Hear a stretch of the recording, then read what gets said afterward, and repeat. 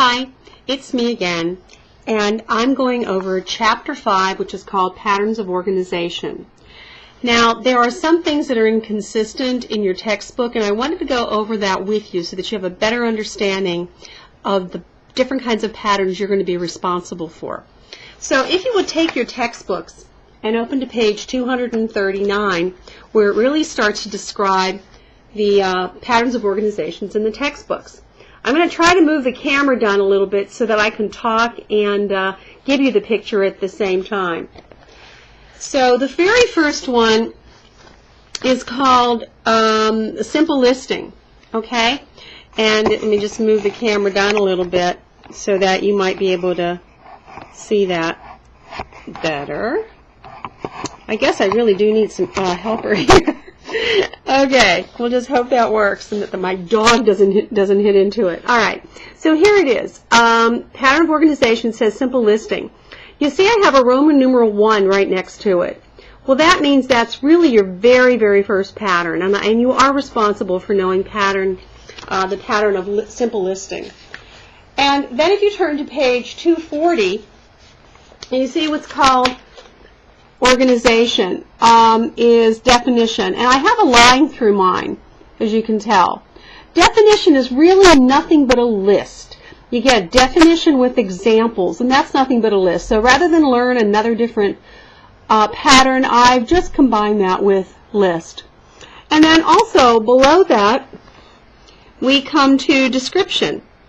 And description also is nothing but a list. For example, if I can give you a list of descriptors of my golden retriever, I can say that she's gold, of course.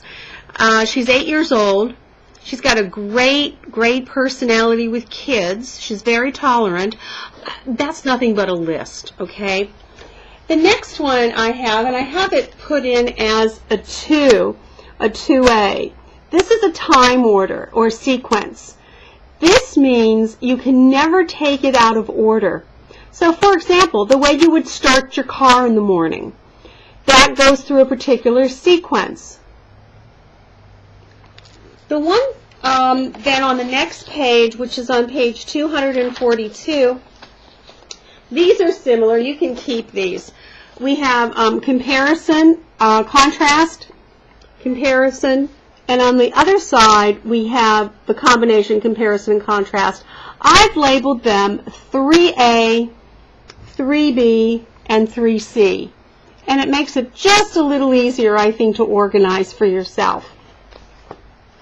And then if we move down to the bottom of page 243, you'll see cause and effect.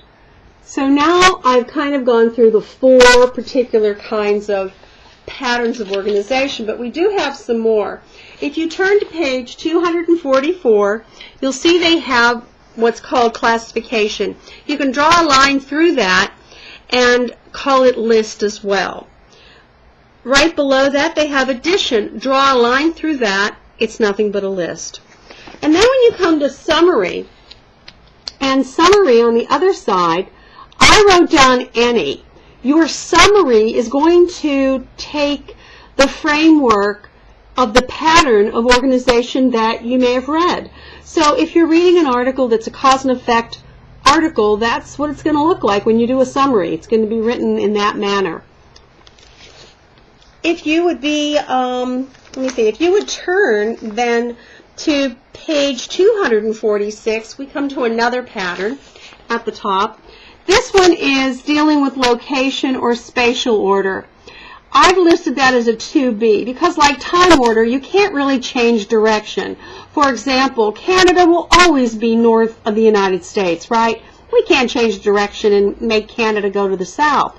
So this is why this particular one is fairly important. And the last one on that page is generalization and example.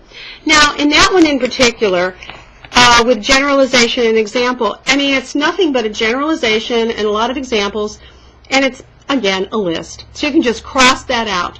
So here are the ones that I want you to know. I want you to know what a list is, and again, you can put that in any order. Secondly, know time order and direction. sequence, all of those terms meaning it's in a particular order, doesn't change. And then we have comparison, contrast, and a combo, comparison, contrast. So they belong to one family. And so that might be helpful. And then the last one is cause and effect. Those are the four main patterns of organization. Now, if you turn to page 247, and let me change the camera here if you can kind of look at that, you can see that I've changed a variety of these.